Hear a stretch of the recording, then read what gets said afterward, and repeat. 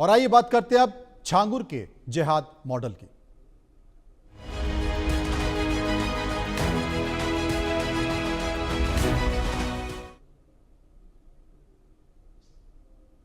छांगुर देश के लिए कितना खतरनाक था, इसका खुलासा हर दिन होता जा रहा है। आईएसआई से लेकर दाऊद तक का कनेक्शन भी सामने आ चुका है। हिंदू परिवारों पर छांगुर की नजर थी। छांगुर धर्मांतरण के साथ साथ जिहाद के नाम पर भी खौफनाक साजिश रच रहा था। छांगुर लव जिहाद से लेकर लैंड जिहाद तक को देश भर में फैलाना चाहता था, लेकिन छांगुर की नापाक साजिश फेल हो गई। किस तरीके से, इस रिपोर्ट में देखिए।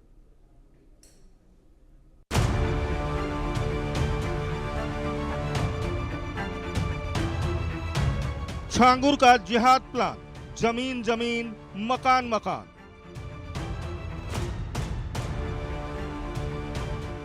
छांगुर का जिहादी रैकेट, हिंदू परिवार टारगेट। सबसे बड़ा खुलासा, छांगुर देश के लिए खतरा। छांगुर का जिहाद मॉड्यूल एक्सपोज्ड।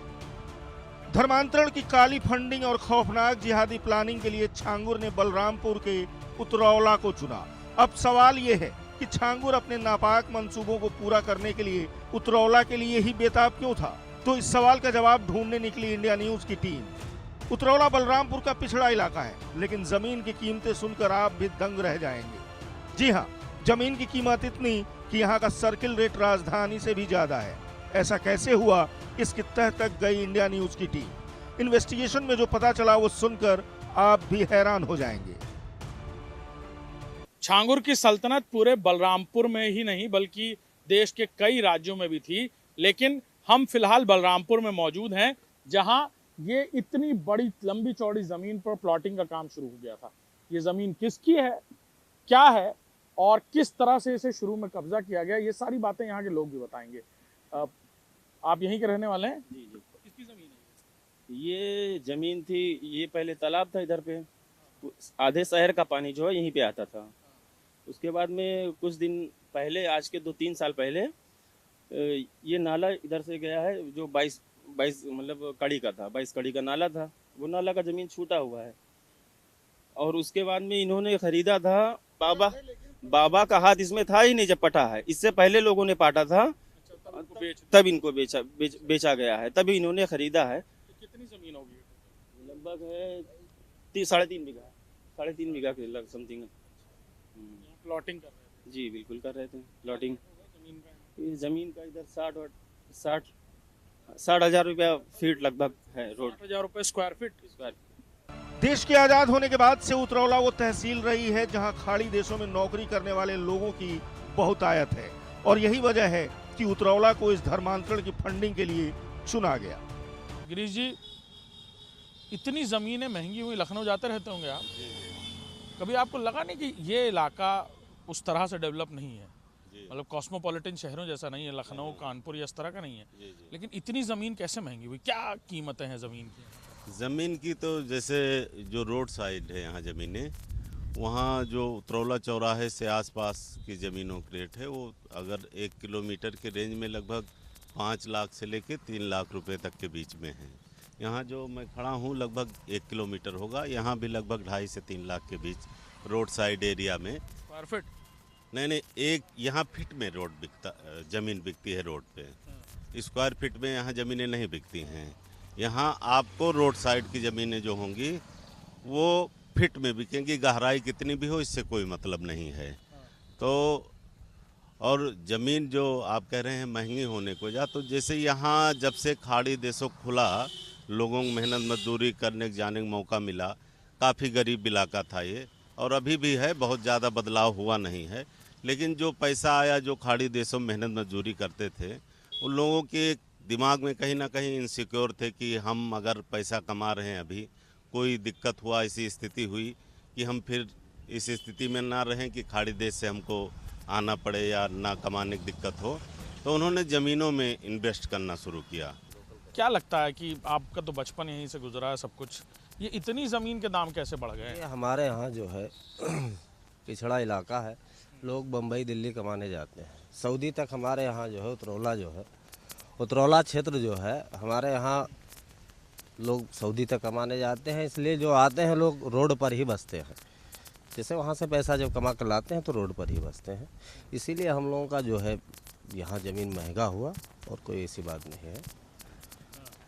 जैसे हमारे यहाँ निरक्षर यानी शिक्षा दर बहुत कम है। तो इतनी ज़मीन महंगी कैसे हो गई? ये लोग तो कमाने और भी जगह जाते हैं। उतरौला ऐसा क्षेत्र है मान्यवर कि हमारे यहाँ तहसील में या उत्तर प्रदेश में दूसरा तहसील है कि विदेशों से पैसा आ रहा है। लोग कमाने जाते हैं यहाँ से, क्योंकि हाँ ज़्यादातर विदेश से लोग रहते हैं। तो उन्होंने क्या किया फिर कि ज़मीनें खरीदना शुरू कर दी? अभी पैसा कमाए तो लोग रोड पे भागे। अब रोड पे आए तो जाहिर सी है, जब रोड पर ज़मीन लोग खरीदते जाएंगे तो कम तो ही होगा, तो इसीलिए जो है रेट का कम बची, हाँ। दोबारा बिकी तो और महंगी बिकी। जी जी जी इसी से। और आलम ऐसा आ गया कि सर्किट रेट लखनऊ से हाँ हाँ, सर्किट रेट लखनऊ से आ गया है भाई, ये तो सही बात कह रहे हैं आप। अब छांगुर बाबा का जिहाद मॉडल आखिर था क्या? वो क्या करता था? वो सबसे बड़ी चीज है कि लव जिहाद को लेकर भी फंडिंग करता था। धर्मांतरण का खेल लगातार चल रहा था।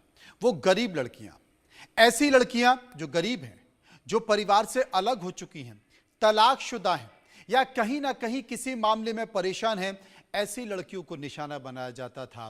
धर्मांतरण को फायदे बताए जाते थे और फिर उनको खाड़ी देशों में भेजा जाता था। इन तमाम सारी परिस्थितियों के बीच चंदा जिहाद भी चल रहा था।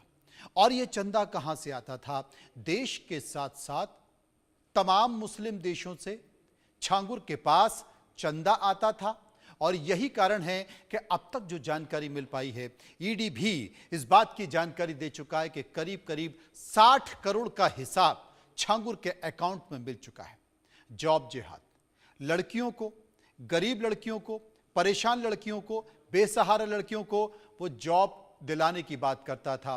खाड़ी देशों में जॉब दिलाने की बात करता था, मुस्लिम कंट्रियों में जॉब दिलाने की बात करता था। इसलिए क्योंकि बलरामपुर में ज्यादातर लोग खाड़ी देशों में, मुस्लिम देशों में जाते हैं और मजदूरी का काम करते हैं और अपने घर पर पैसा भेजते हैं।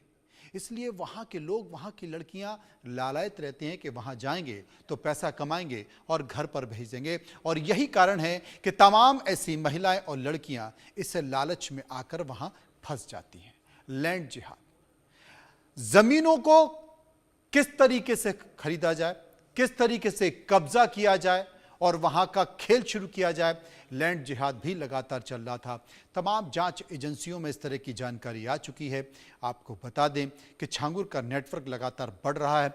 लखनऊ से लेकर बलरामपुर तक, बलरामपुर से लेकर खाड़ी देशों तक, पाकिस्तान तक, यहां तक कि छांगुर का स्विस बैंक में भी अकाउंट है।